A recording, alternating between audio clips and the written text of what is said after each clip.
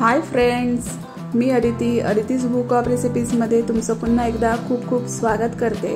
आज मी तुम्हाला हे उकडीचे गुलकंद मोदक कसे बनवायचे ते दाखवणार आहे। आपण गणपती बाप्पासाठी मोदक नेहमीच बनवतो, पण हा वेगळ्या फ्लेवरचा मोदक आज आपण बनवणार आहोत। दिसायला फार अप्रतिम असे हे दिसतात आणि चवीला पण तितकेच खूप छान असे लागतात। तुम्ही जर माझे चॅनल पहिल्यांदा बघत असाल तर नक्की सबस्क्राइब करा। सबस्क्रिप्शन एकदम मोफत आहे।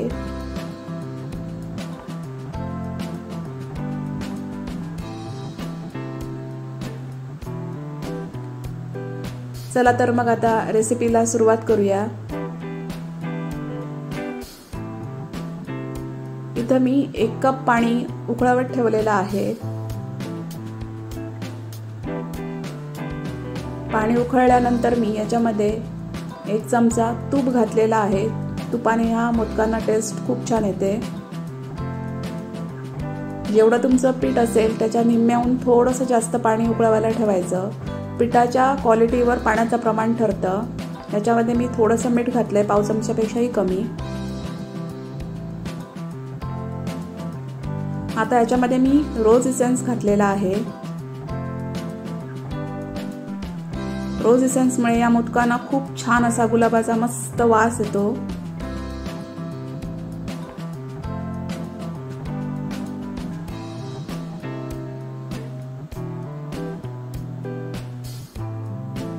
आता याच्यामध्ये मी हा पिंक कलर घातलेला आहे।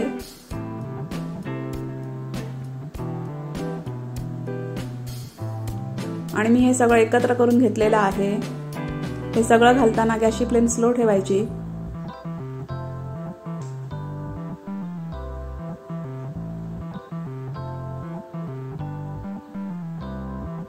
आणि आहे मोदकाचं पीठ, हे तांदळाचं पीठ आहे, तर ते मी 2 कप घेतलेलं आहे।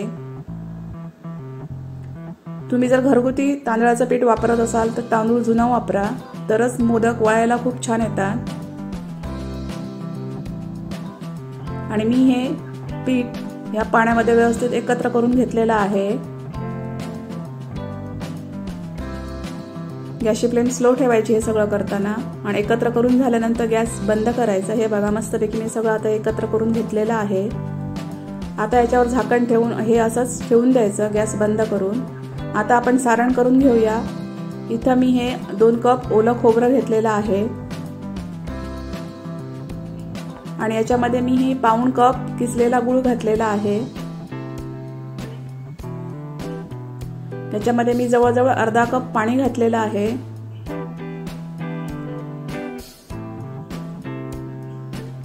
एक चमचा याच्यामध्ये मी खसखस घातलेली आहे।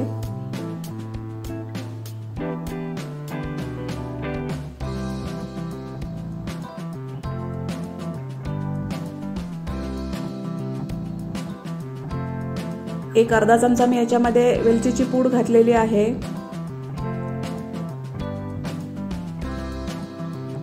आणि याच्यामध्ये मी 2 चमचे तूप घातलेलं आहे।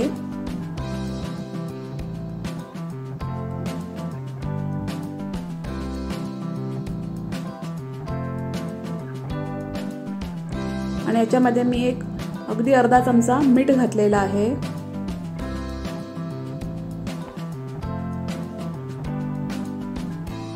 आणि याच्यामध्ये मी हा गुलकंद घातलेला आहे, कारण आपण गुलकंद फ्लेवरचे मोदक करतोय, म्हणून मग याच्यामध्ये गुलकंद घालायचा। तुमच्या आवडीप्रमाणे याच्यामध्ये गुलकंद तुम्ही घालू शकता, पण गुलकंद गोड असतो त्याच्याप्रमाणे गुळाचं प्रमाण ठरवावं लागतं। आणि आता मी हे सगळं एकत्र करून घेतलेलं आहे।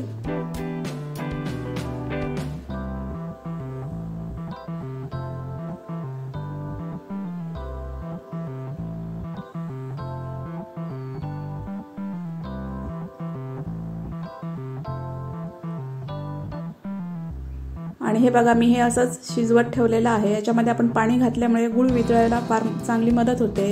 याच्यामध्ये मी थोडीशी हळद घातलेली आहे, ही ऑप्शनल आहे। आणि पुन्हा एकदा मी हे सगळं व्यवस्थित एकत्र करून घेतलेलं आहे।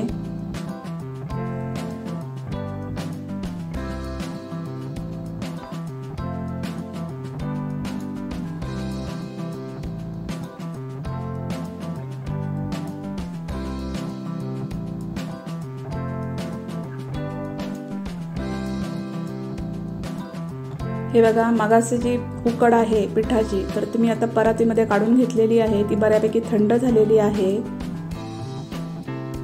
आणि आता मी ती मळून घेणार आहे। इथं गरज लागली तर थोडंसं पाणी वापरायचं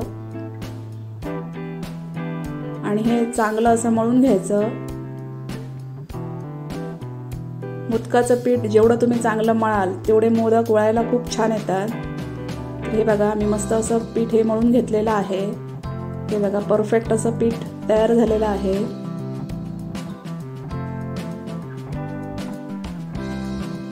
हे बघा, सारण पण आता होत आलेलं आहे। याच्यातलं सगळं पाणी आटवून टाकायचं। सगळा गूळ ह्याच्यात व्यवस्थित वितळलेला पाहिजे, पाणी जरा पण राहता कामा नये सारणामध्ये। हे बघा, मस्तपैकी असं सारण आपलं आता हे तयार झालेलं आहे। मी आता गॅस बंद केलेला आहे। मी आता सारण हे गार करून घेतलेलं आहे आणि हे बघा, परफेक्ट असं हे मोदकाचं सारण तयार झालेलं आहे।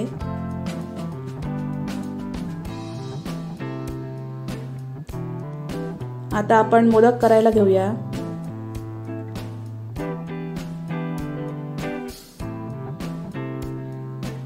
तर हे मोदक मी हे आज साच्यामध्ये करणार आहे। तुम्ही हवे तर हाताने पण वळू शकता।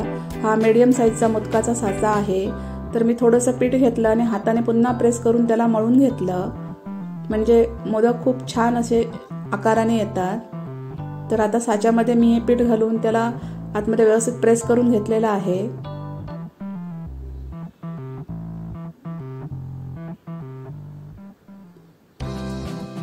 पीठ आतमध्ये लावताना थोडंसं हाताला पाणी लावायचं, म्हणजे पीठ व्यवस्थित आपल्याला आतमध्ये ॲडजस्ट करता येतं आणि हाताला पण पीठ चिटकत नाही।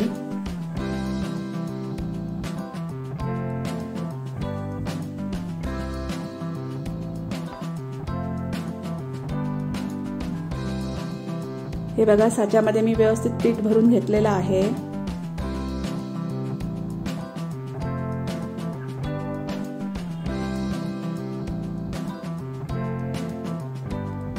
आणि याच्यामध्ये आता मी हे सारण भरत आहे।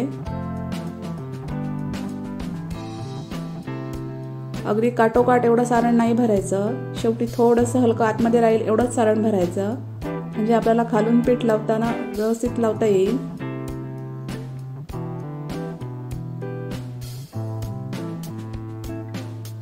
आणि खालची बाजू मी पिठाने आता सील करून घेतलेली आहे।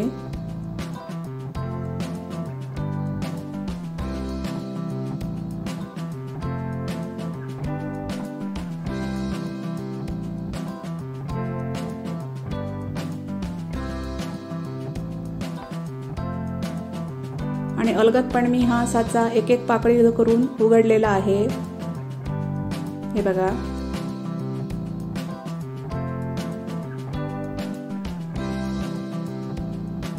आणि हे बघा, खूप छान असा मोदक तयार झालेला आहे। किती छान दिसतोय, खूप छान असा हा मोदक आता तयार झालेला आहे।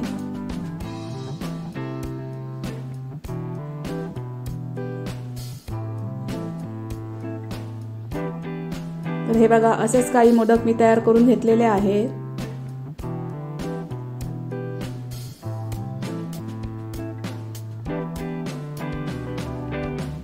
आता आपण उकड करून घेऊया। मी एका टोपामध्ये थोडं पाणी उकळवून घेतलेलं आहे आणि त्याच्यावर ही स्टीलची चाळण ठेवलेली आहे।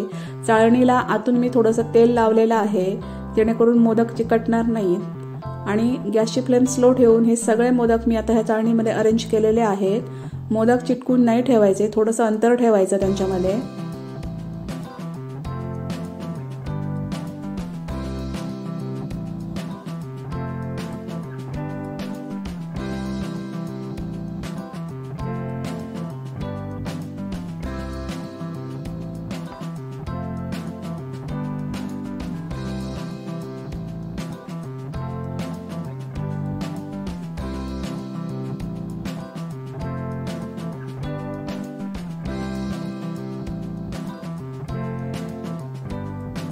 आणि याच्यावर मी हे जड झाकण म्हणून तवा ठेवलेला आहे आणि मंद गॅस फ्लेमवर मी हे जवळजवळ 10 मिनिटं वाफवून घेतलेले आहेत। हे बघा, 10 मिनिटं झालेली आहे आणि तुम्ही बघू शकता मोदकांना छान अशी वाफ लागलेली आहे।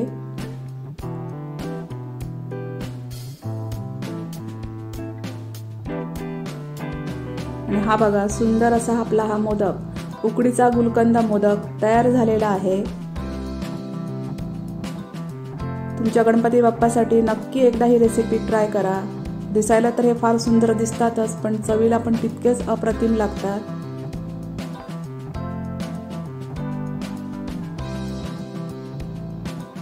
तर माझा व्हिडिओ कसा वाटला ते मला कमेंट्समध्ये नक्की सांगा। व्हिडिओ आवडला असेल तर लाईक करा, शेअर करा। थँक्यू।